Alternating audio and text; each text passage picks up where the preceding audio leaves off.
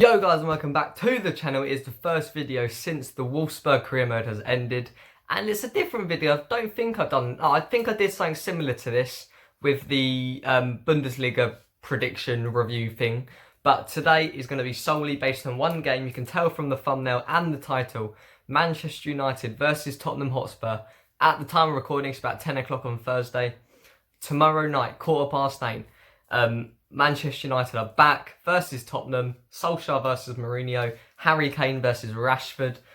The list goes on, and big matchups that's going to be happening in this game, and I am so excited. And this is going to be my prediction / starting 11 prediction for the game. Obviously, repping the United colours again. Last time you saw me, it was the De Gea kit. Now it's little Europa League throwback. So, right. But yeah. Hope you guys are going to enjoy this. If you do, smash the like button, subscribe if you're new, and hit the bell to start to let all future uploads, such as more videos like this and many other of those lesser games I was on about the other day. But yeah, I am going to hopefully do one of these for every United game, as much as I can do anyway. Obviously, I do have work to do, and I do have, and it is a United game like every 3 days for the next month or two. But Europa League is back soon as well, and I say soon, and the Champions League, so there'll be a lot of stuff going on then. Stick around. I need to stop pointing. It's getting cringy the more I do it. So, let's get straight into the lineups and the starting 11. I'm just going to go for a basic 4-4-3-3. Obviously, Solskjaer might line up different formations tactically, like might play the wingers, 2 strikers with a holding or something, but it don't matter. I'm mostly going for the 11 players I reckon are going to be in the team, and I'm just putting them in the 4-3-3 because I feel like that suits our team quite well in terms of who we have in midfield and attack. So, without further ado, let's get straight into the starting 11. So, up first, in goal, it's not even a question. We're obviously going to be playing Lee Grant. I'm joking, it's not Lee Grant. As good as Lee Grant is, we are going to be starting this man here, David De Gea. On his day, is arguably the best goalkeeper, or one of the best goalkeepers in the world. He's been a bit shaky, obviously, before the break. However, you can't really compare form from 3 months ago to now. Nobody's form from before is going to come into question. But I just think, let's be honest, De Gea is our best goalkeeper. There's not really much to talk about here, is it? De Gea is going to be starting for Man United tomorrow night. Right, so for the right back, it's only going to be one man. Aaron Wan-Bissaka, absolute bargain. We didn't know we was getting this much of a bargain when we paid 50 million for him last year. But like I said, form doesn't mean much from now since when the Premier League got suspended, but that's all we can go on. So, yeah, like I said, 50 million from Crystal Palace last summer. He's been an absolute brick wall. You get past him, okay, that's cute. He'll get back and just tackle you anyway. He's an absolute machine. I love him the bits. Aaron Wan-Bissaka is going to be playing right back tomorrow night. Now, centre-backs is where there could be some controversy.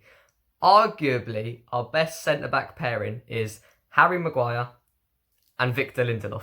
I hope I'm editing this right, because I'm going to keep pointing the players coming up over here. But yeah, Harry Maguire and Victor Lindelof. However, the 2 people I want to see starting is Harry Maguire and Eric Bailly. Obviously, Bailly is quite injury prone, so he might not even be match ready. But the games, especially against Chelsea before the break, and Eric Bailly, even when Mourinho first signed him, he's an amazing defender, is Bailly. You could literally compare Harry Maguire to Rio Ferdinand and Bailly to Vidic in terms of Maguire's more of that cool head. He'll pass it out, maybe have a couple runs out from the mid defence. Whereas Bailly he can play that game, but he likes that whole jumping into tackles like Vidic would. That is like the Rio Vidic connection that Maguire and Bailly have. So they are going to be my choices, because I do feel like Harry Kane's quite physical. You are going to need to muscle him about. And Lindelof especially isn't the best in the air. He is quite similar to Maguire in the terms that he passes out and all that. But in terms of aerial balls, Lindelof is not an option. Obviously, you've seen people like Mengi, Tuanzebe, and I guess Fosu Mensah could play there, but I'd rather him be a bit more in the Matic position. But yeah, in my opinion, Maguire and Bailly have to start this game. Now, left back. There's 2 options realistically. Luke Shaw and Brandon Williams. My favourite Man United player at the moment is Brandon Williams, and I love the kid. He's quality. and he's going to have a huge future at United.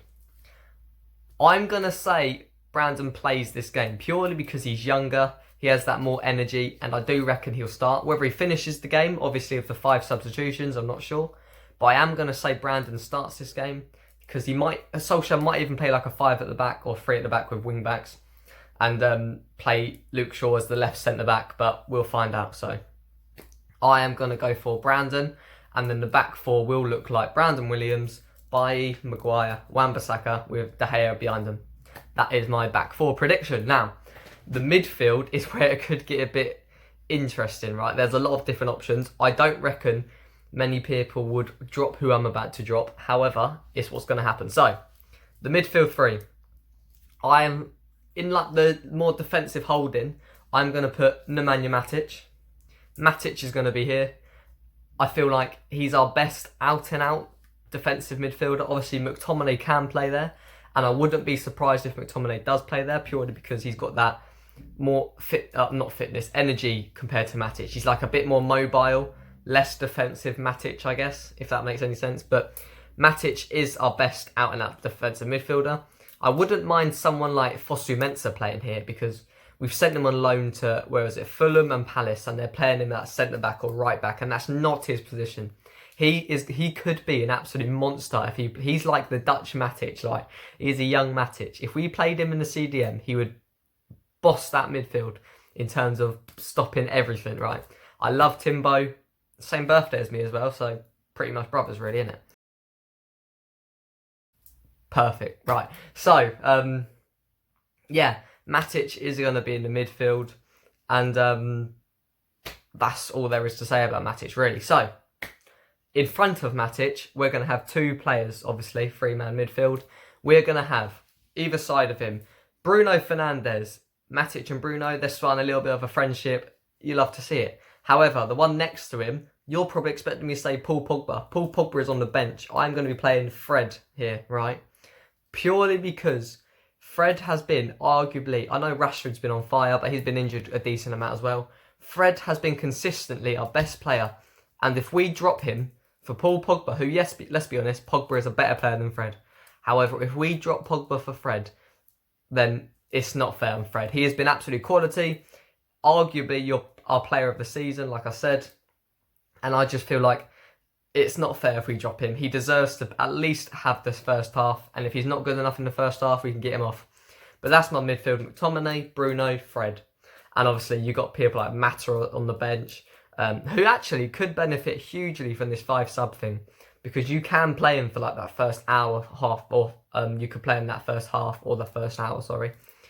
And then bring him off. Because, yes, he lacks in stamina or whatever, but you can now play him and still have 4 subs to go. So it's like, I would not be upset if I saw Mata on a team sheet. But that is my midfield. Bruno, Matic and Fred. Now, up front.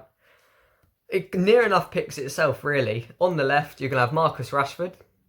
Up front, you're going to have Anthony Martial. And on the right, it's a toss-up between James and Greenwood. I am going to say not Daniel James, sorry, ignore that. Mason Greenwood, purely because Daniel James off the bench, last 20 minutes, that pace is disgusting. And Greenwood is just class in his own right as well. He's going to be he's a wonder kid. People are sleeping on him just because he's not Phil Foden. But Greenwood I don't care what anyone says. In terms of strikers especially, Greenwood is the best young English striker, not in the Premier League, in the world. You could argue he's the best young talent in the world. Yes, you've got Sancho. Yes, you've got Phil Foden, I guess. You've got others that are class. But Mason Greenwood, in my opinion, has the highest ceiling, how high he can go. He's literally, like, you hear this comparison loads. He is the English Van Persie. Just, he's mad. And people are going to start banging on him about him soon. But it doesn't matter. He's United born and bred. He's staying. Right. That's the team. I'll show you a picture route here. Right there. There is the team. I'll leave it there for a while. But yeah, in terms of how Tottenham line up, I'm not sure. Obviously, if you asked me this before the break, I would have been proper confident. We were flying. I think we're still, 11 games unbeaten now? Something like that. We scored over 30 goals, only conceding twice. That was that Calvert-Lewin against Everton and the Club Bruges won the first leg. So absolute flying at the moment. We won like 4 games, 5-0 or more or something. Three games or one of them. Tranmere 6-0. Club Bruges, which I did go to. Banging game. I think there was one more. LSK, of course. The last game we played before we got suspended. But yeah. And obviously you got the City 2-0 win as well, which is just crazy scenes. But obviously we did get suspended, and you could look at this 2 ways. One, we've got Rashford back, we've got Pogba back, we're loving it, we got our best players back. However, Tottenham Hotspurs at that time had no strikers at all. Half their team was down in the dumps. They've now got everyone back. I think the only player I know for a fact is not playing in the game is Dele Alli, who I do rate. I do feel like he was decent under Mourinho. However, if you were to choose someone who you didn't want to play, Ali would not be at the top of that list, let's say that. Although he does take away some of that creativity in the midfield. They do still have people like Lo Celso. I guess Sissoko can do some stuff sometimes. You do have Lucas on, but they'll probably play them at more number 9 type players. But yeah, they do have all their team back, and it's Jose Mourinho. He's now had 3 months to prepare for this one game against his old club who sacked him. It would be such a Jose thing to come back and haunt us and just absolutely mug us off. I'm hoping I'm wrong, but it's just written on the wall that we're flying. Our feel around Old Trafford or the club for the past 3 months since the suspension, arguably since the start of the year, end of January really, when Bruno came in. Funny that, but yeah, there's so much good vibes around the club right now. It's just such a Jose thing to come back and just slap us 2-0 or 3-0 or something. I hope I'm wrong, but I don't know. I'm nervous. I am a bit nervous, not gonna lie. In terms of a prediction for a score, I would love to sit here and say Sir Marcus Rashford is gonna absolute destroy their defence. However, I can see this being a cagey 1-0. I'm going to say to United, I'm never going to predict us to lose, of course. However, I could see it going either way just because of all the players that are back from injury on our side and their side. I'm going to go 1-0 to us. I'm going to say Ighalo comes off the bench about 60th minute, scores last 15 minutes of the game, Viva Ighalo and all that. And we're going to love every second of it. But like I said, it could go either way. I don't want to seem overconfident. But if we do win this game, I think Chelsea's got Aston Villa on the Sunday. And then we got Sheffield United on next Wednesday. And they didn't look too good against Aston Villa. That might just be first game back and all that. But they didn't look great. If we can play decent, if they played how they did against Villa, I reckon we get 3 points against them. Which could not eliminate them from the top 4 race, of course, but put a decent gap in between us. If we do beat Spurs as well as Sheffield, I feel like we'll not comfortably get 5th because there are still Wolves. I'm not sure who they have first, but I do feel like we can comfortably at least guarantee ourselves 5th, depending on what happens. However, I don't know. We need Chelsea. We're 3 points behind Chelsea, aren't we? We've only got to face Leicester last day of the season, Sheffield and Spurs, and then after that, I'm pretty sure there's nobody even in the top half of the table. You've got like West Ham, Southampton, Brighton, them lot who we've all dropped points at this season, which is not good. But I've got to feel confident. I'm going to go for a 1-0 win tomorrow, and I'm just hoping it's not a Mourinho vengeance trip. So we'll find out. But I hope you guys have enjoyed this video. Apologies if the editing is really sketchy. I'm getting the hang of it still, but yeah, this is the lineup if I still kept it here. If not, rewind the video if you want to see it up close. Right, it has been emotional, it's been an experience, and I will see you for next upload, which I'm hoping will be one of those lesser games that I was on about. If not, it'll be back for the Sheffield game, or maybe I don't know, I can't really do a review of the Premier League weekend, can I? Because there's a game like every single day. Makes it a bit tricky, doesn't it? We'll see, okay? But there'll definitely be a game prediction for the Sheffield game next Wednesday, and then the Norwich game, and then you get the point. It goes on and on and on. But hope you guys have enjoyed this video. Again, apologies if the editing was sketchy. If not, pat on the back for myself. But yeah, I'll see you next time. It's been emotional, it's been an experience, and peace.